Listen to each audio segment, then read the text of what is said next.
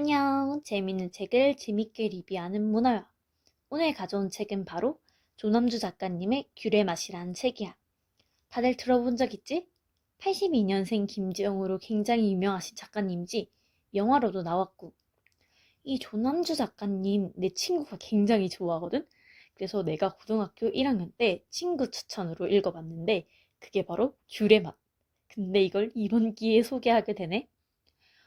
이번에 가져온 이 귤의 맛이라는 책은 원래는 보통 스토리 위주의 줄거리 설명을 하지만 이번에는 색다르게 책 전체에 집중을 해볼 거야.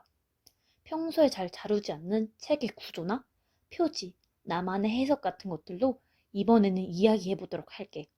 자, 그럼 오늘도 책의 3가지 키워드와 함께 리뷰를 시작해볼까? 첫 번째 키워드는 바로 학창시절.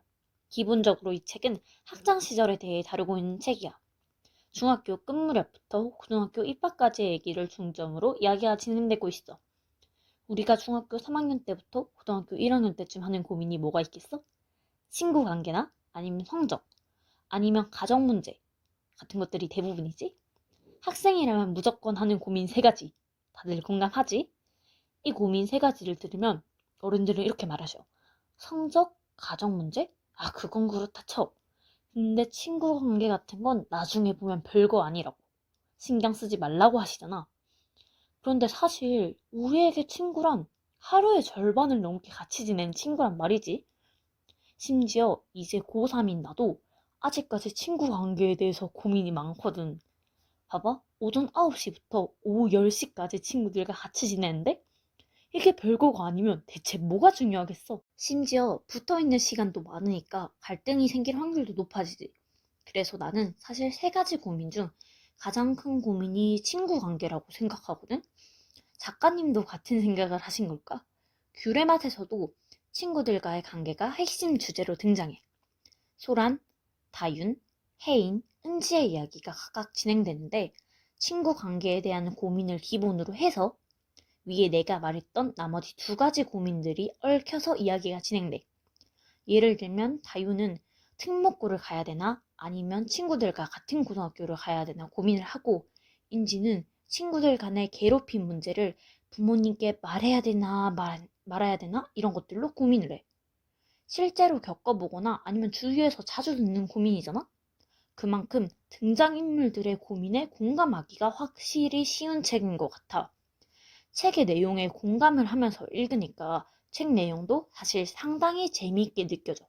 물론 작가님의 필력도 한몫하셨겠지만 자, 그럼 이제 2번째 키워드로 넘어가 볼까? 2번째 키워드는 바로 4명의 주인공이야. 아까 살짝 말했는데 귤의 맛에는 소란, 다윤, 혜인, 은지 총 4명의 주인공이 등장해. 보통 이렇게까지 주인공이 많은 건 흔치 않지. 내가 아는 책들도 보통 1~2명의 주인공들이 등장하고 조연들이 등장하는데 귤의 맛은 주인공이 무려 4명이야. 그래서 그런지 귤의 교조도 좀 독특해. 다윤, 소란, 혜인, 은지 순으로 이야기가 진행이 되고 이게 다시 섞여서 은지, 혜인, 다윤, 소란 순으로 이야기가 한 번 더 진행이 돼. 근데 그래서 그런지 나한테는 조금 읽기 힘든 책이었어. 기본적으로 나는 철학이나 과학 같은 비문학적인 책을 좋아하거든? 근데 이건 장편 소설일 뿐만 아니라 거기에 더해서 아까 말했듯이 구조도 독특해서 한 번 읽고는 이해가 잘 안 돼서 다시 읽었어. 2번 읽었어, 2번. 에피소드마다 이야기의 주인공은 바뀌는데 책 속의 주인공 4명은 이야기 모두에 등장하니까 책의 흐름을 한 번에 이해하기 힘들더라고. 그래서 후반으로 갈수록 내용이 헷갈려서 어? 책 먹고 가려던 애가 누구였더라? 이런 고민도 하게 된다. 그래서 만약 너희들이 이 책을 읽는다면 조그만 메모지에 적어도 주인공 4명의 이야기의 키워드 정도는 적어두는 걸 추천할게. 예를 들면 다윤 같은 경우 특목고 희망, 동생은 아픔, 애정 결핍, 엄마의 문자, 자작극 같은 내용들을 적어두면 훨씬 내용을 이해하기 편할 거야. 3번째 키워드는 바로 귤의 맛이야. 왜 제목이 키워드냐고? 책에서 제목은 책 내용 전체를 관통한 단어니까 키워드인 게 당연하지 않을까? 먼저 처음으로 돌아가서 표지부터 봐볼까? 걸어가는 소녀의 주위로 크고 작은 녹색 원들이 보이지? 사실 나는 이 책을 읽기 전에는 어? 이 원들이 대체 뭐지? 싶었거든? 너는 저게 무슨 의미 같아?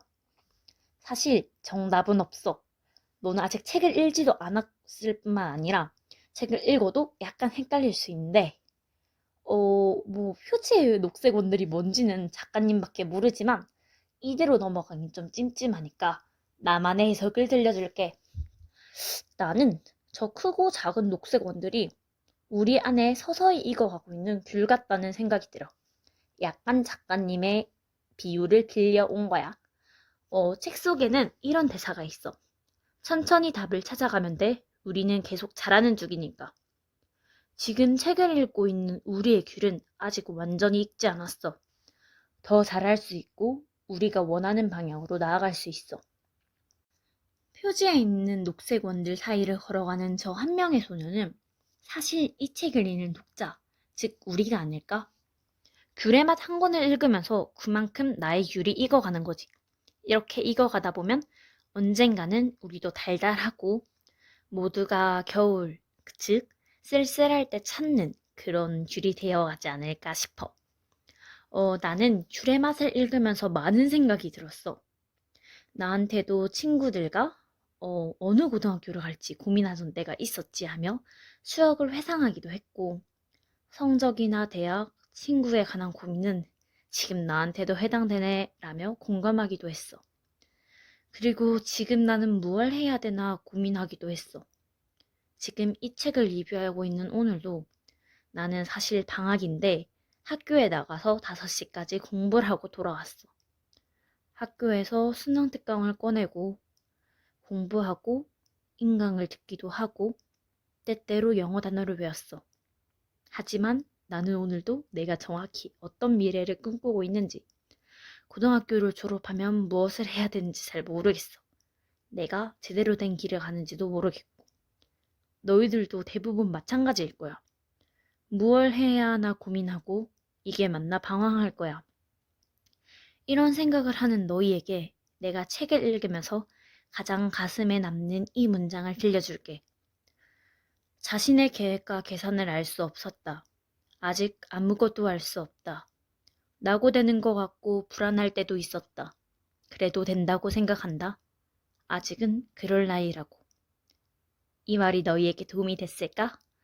혹시 너가 나와 같은 고민을 했다면, 지금 자신의 길에 의문이 들었다면, 아직 귤의 맛을 잃지 않은 너희들에게 이 책을 추천할게. 특히 학생이라면 더더욱 방금 내가 한 문장에 공감하고 위로받았다면 더더욱. 낯설고 힘든 새로운 길을 걷고 있는 너희들에게 이 책이 약간의 위로가 되어줬으면 좋겠어. 그럼 이상으로 리뷰를 마칠게. 안녕.